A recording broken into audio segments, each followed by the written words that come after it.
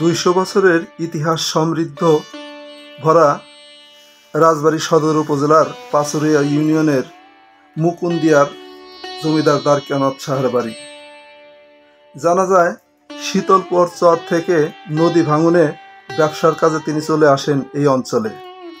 তামাক সহ বিভিন্ন ব্যবসায় অনেক অঢেল সম্পত্তি করে ইংরেজদের কাছ থেকে নিয়ে আসেন জমিদারিত্ব।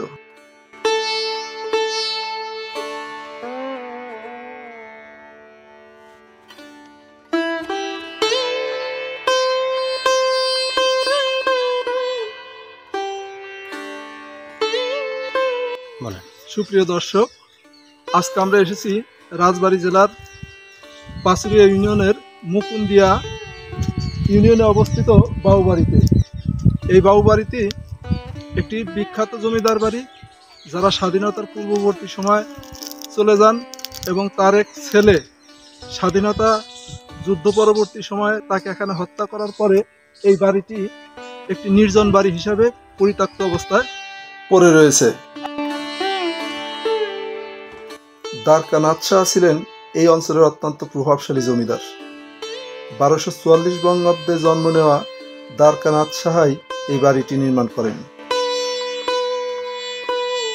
জমিদার বাড়ির পাশেই রয়েছে 105 বছর বয়সী প্রাচীনতম দুটি মঠ, যার একটির উচ্চতা 100 ফুট এবং অপরটির উচ্চতা 40 ফুট।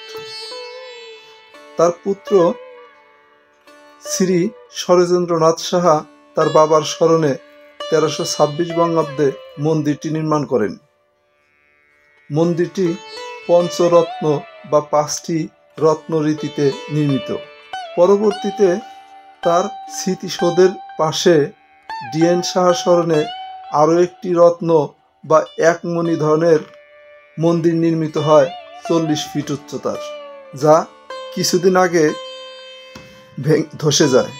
এবং দ্বারকানাথ সাহা এবং তার স্ত্রী মধ্যে ছিল গভীর প্রেম। এই দম্পতির পুত্র শরজেন্দ্র গর্বের সাথে তার বাবা মায়ের অবন্ত প্রেমকে দুর্দান্ত দ্বৈত মন্দিরের মাধ্যমে সংরক্ষণ করেছিলেন।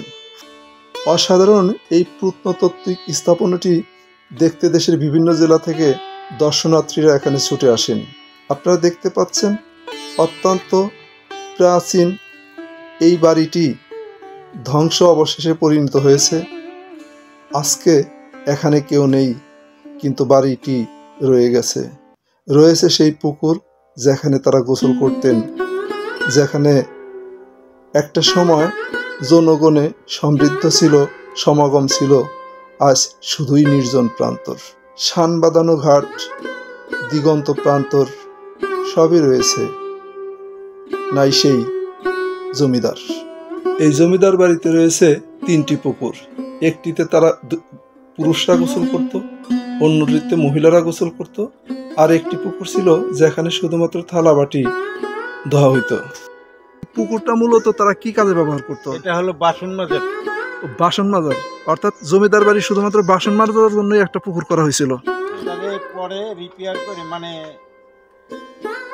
স্মৃতি বিজড়িত এই মঠ মন্দিরেই রয়েছে দ্বারকানাথ সাহা এবং তার স্ত্রীর সমাধিস্থল।